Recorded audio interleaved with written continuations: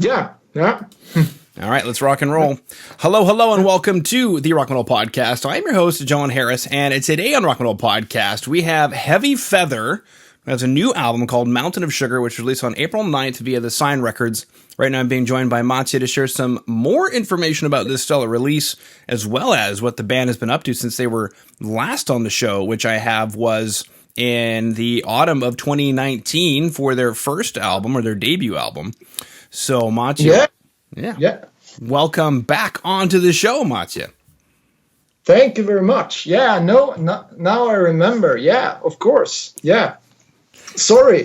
I didn't get it. It was the same. Sorry. Yeah. It's okay. You've probably chatted with a lot of people since then. You know, I'm just one little guy in Canada. Yeah.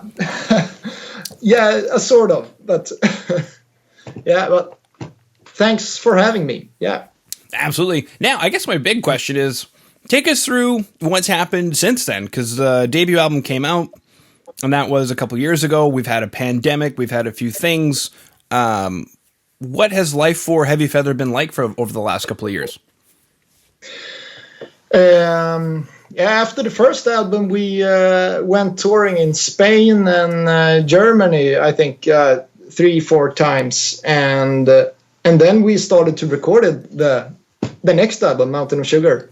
I think autumn last year. Autumn and winter 2019, and our plans was to release it earlier than this, but then the Corona hit the world, so we had it on hold. Mm-hmm. So, because we recorded it for like 13-14 months ago, so yeah, we got it on hold for a time, for a long while actually. So yeah. Wow. Who were you guys? I guess waiting for coronavirus to pass, and then eventually just decided to release it anyway? Yeah, our plans was to release it half a year ago, but then we realized that the pandemic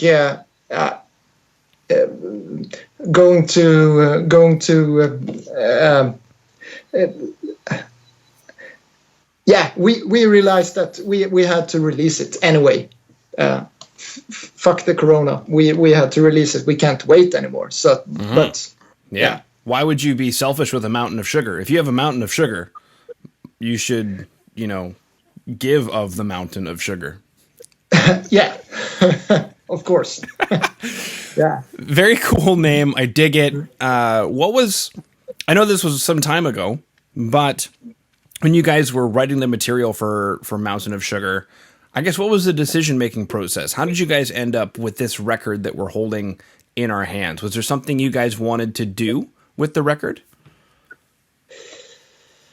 How do you mean? Well, it's a second album. Was there something you guys wanted to do different or better, or did you guys just love the first album and said, not that this is a repeat, but hey, you know what? Let's do something like that.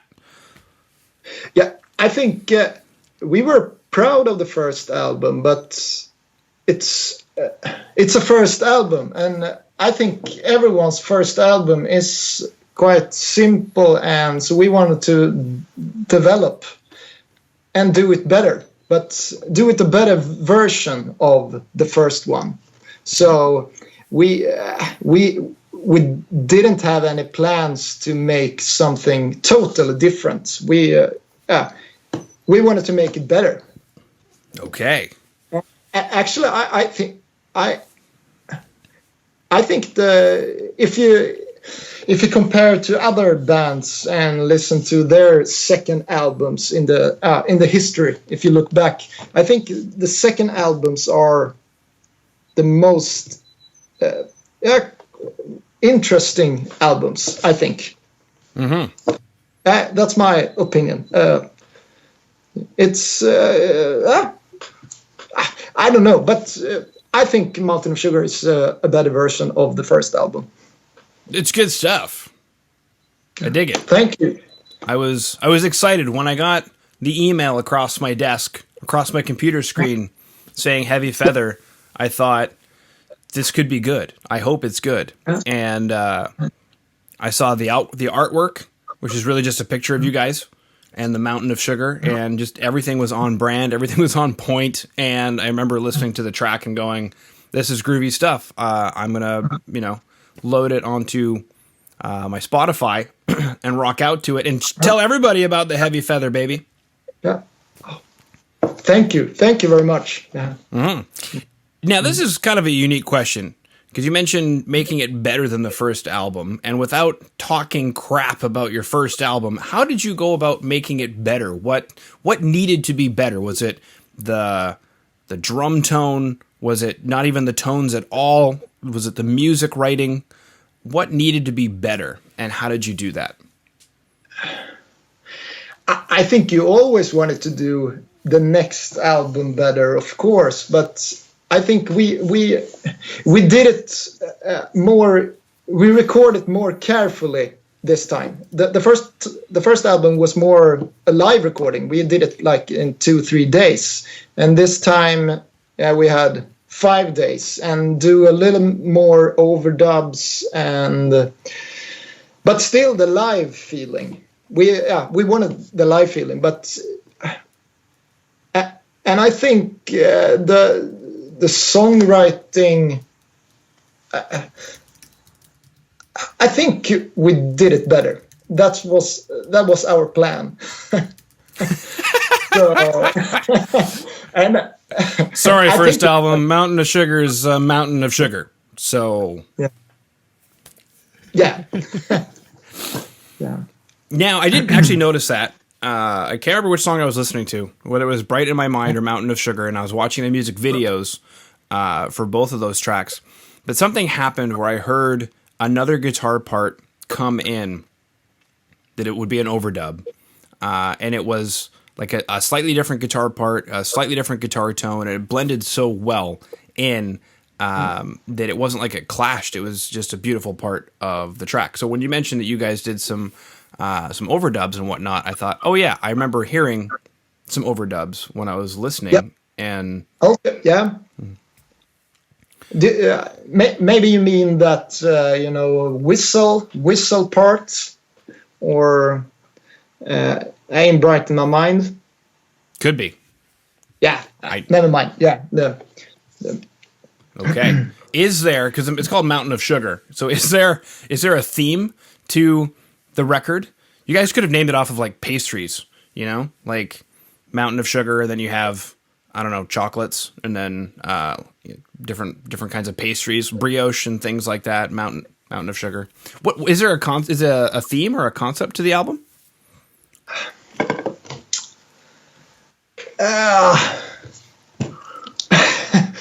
I don't know actually. Yeah, sort of, but I don't think it's so deep as you maybe think. But actually, it was a promoter in Germany that called Lisa a mountain of sugar, and then we took it up, and we thought, it's cool. And then we thought about it for a while, and and it felt perfect to name the album after Mountain of Sugar. So, those Germans and their mountains of sugar. I don't know how to say it in German, but no, I don't know. English to German translation. Here we go. Suka, I think, is sugar. Mountain. That makes sense. Yeah. Yeah. Suka. Yeah. No way, Berg Suka. So Mark Zuckerberg. Yeah. Zuckerberg actually means mountain of sugar. Yeah, Berg. Yeah, it's a mountain in Swedish too. It's berg. So. Okay. Well, that's terrible. I hate Facebook. I didn't want to find out that he's a sugar mountain. That's disgusting.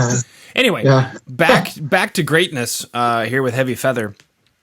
So yeah, we've chatted about touring Europe before COVID, and then things just kind of shutting down. Did you guys? And you already had the album pretty much in the can. So have you guys started writing some more, or what has been, I guess, what have you guys been working on for the last little bit?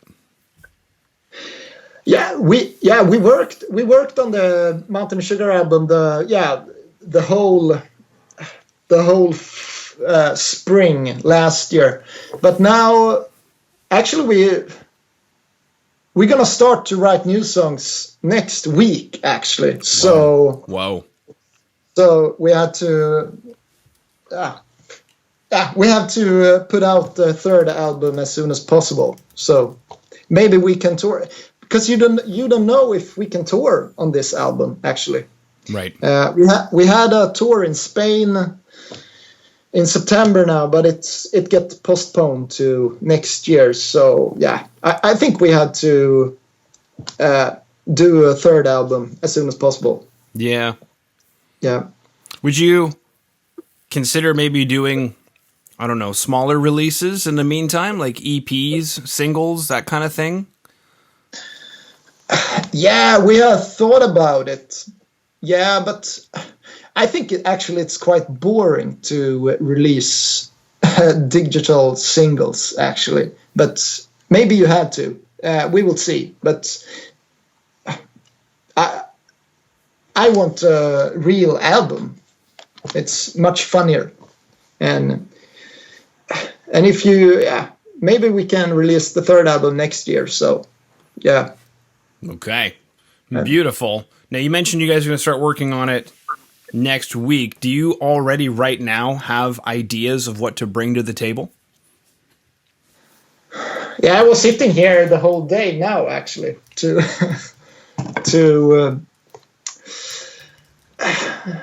find out what style, and so we don't know actually. But I had some ideas right now, so we will see. I'm gonna meet the drummer Ola on Monday, and then we're gonna start putting it together. Is that how you guys work? You guys get together with the drummer and you just start jamming, or do you have ideas? Yeah,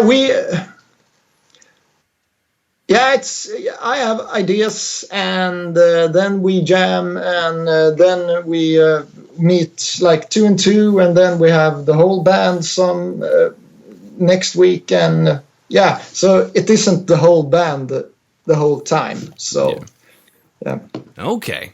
And then I guess the question is, when do vocals get involved? Like, is she pretty integral from the very beginning, or do you show her a song and say, spend some time with this, and then she comes back? Yeah, both of it. Yeah, she's with it from the beginning too. But sometimes I write like fake English lyrics and melodies, and then she puts the real lyrics on it. And because I think it's hard to write lyrics, actually. Uh-huh. It's easier in English. But I have the melodies and like fake stuff, and then she rewrote it. Why is it easier in English to write lyrics?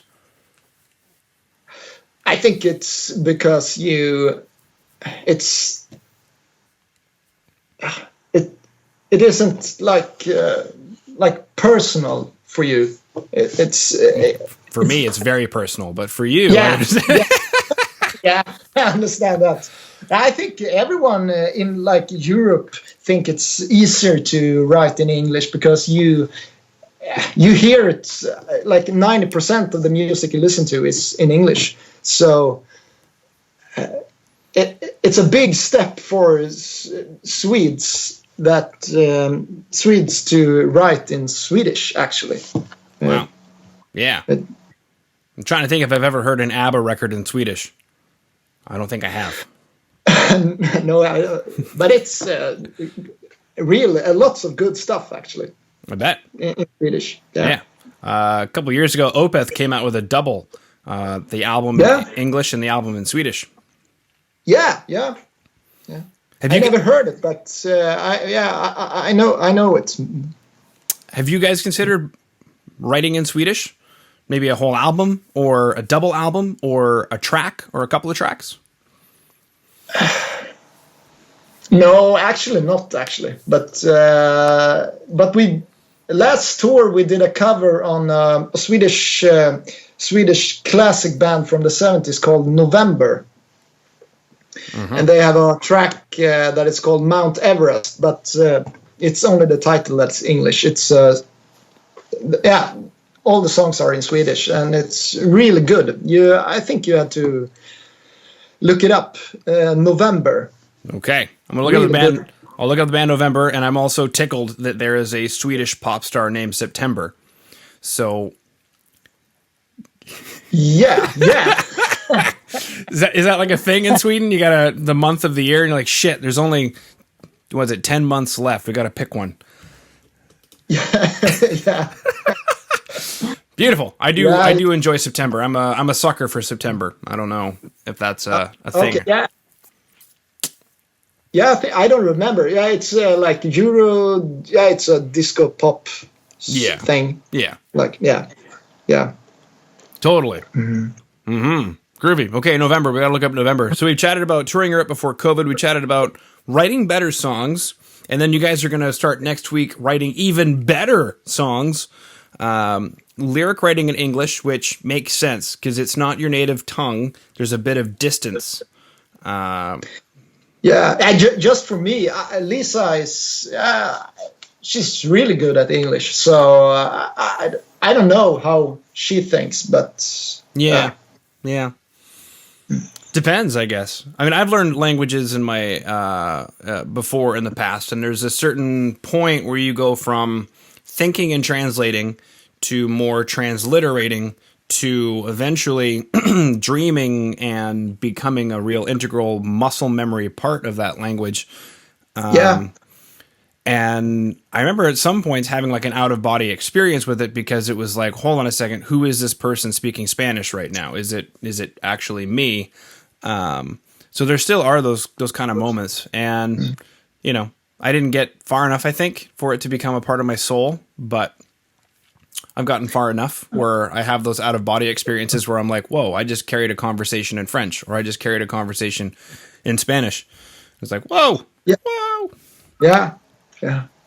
I remember we was touring in Germany, and then we was going to check in at the hotel, and then I realized that I said to the others in the band, "Oh shit, I can understand German now." Yeah. And then the bands told me, yeah, but she was talking Danish. But oh fuck. Well, there it goes. Matje. Yeah. Silly question. How different is Swedish from German? It's like, it's totally different. Yeah. Okay. It's like Swedish and English, but I think German is, it's like Swedish and German, Swedish and English. Mm-hmm. Yeah, it's totally different, but it's similar words and. Okay. All right. That explains why when I go to IKEA, I understand the signs and everything. Yeah. Yeah. Beautiful. Okay. So we chatted about Mountain of Sugar, the album. We didn't really chat about the music videos, but we can chat about those really quick. Because there's 2 music videos up as of the time of this recording, Mountain of Sugar and Bright in My Mind. So those who are listening in or watching, if you go into the show notes, you can click on the links that'll take you to those music videos. I guess, Matje, is there anything to say about those music videos that you wanted to chat about? Yeah, the first one was the Bright in My Mind video, the black and white video. It was it's actually the actual take from the song. Oh. So it's when we was going to release the single, we need to have a video. I think Ola's wife was filming something, and then we looked at it, and oh shit, this is quite a lot of material. So we, so we did a video about it, and it's the actual take from the album. Cool, very cool. Yeah. All right. And then the Mountain of Sugar video we did in our rehearsal room, and I can't remember. I can't remember which one it is, but you're rocking out in one of them. Yeah, it's. I think it's good. Yeah, thank you. I'm actually really curious about, since you're the guitar player, guitar tones. How do you dive into these guitar tones? Does it take a little while, or is this something that you've been working on for a bit? That's a Fender Blackface you're playing in? It's a Vibro. It's a Vibro Lux. Okay. 68 reissue. Ooh. Yeah. But the recording are on a Marshall, actually. So okay. I don't play at that amp. But it's a good one, Vibro Lux. It is. Yeah, I just feel lied to now. But what a shock. Marshall shows up on yet another recording. Thank you, Jim Marshall. Cool. And then, speaking of bands who sing in Swedish, I actually just got a notice across my desk. Vildarta's got some new stuff coming up. And Vildarta is a metal band that does everything in Swedish. And this is the longest song title I've ever seen in my life, and I'm going to bastardize the hell out of this. När du älskar kommer tillbaka från de döda. Sorry, can you say it again? Yeah. När du älskar kommer tillbaka från de döda. Ja, när det du älskar kommer tillbaka från de döda. When the people you love comes back from the dead. Wow, that's cool. That's deep. Yeah. All right. Cool. Sweet. So, sorry, what was the band name of? Vildarta. Oh, Wild Heart. Yeah. Okay. Cool. Yeah. Sweet. All right. So, boom, Monty, we chatted about the last couple of years since you guys have been back on the show. Chatted about the new album, Mountain of Sugar, how it got its name. You guys are going to start writing some new stuff here. We chatted about the music videos, Mountain of Sugar, and Brighten My Mind from the record. Cool. Well, that concludes all my questions. So thank you so much for coming back on to the Rock and Roll Podcast. Thank you very much. A pleasure. Thank you. Yeah.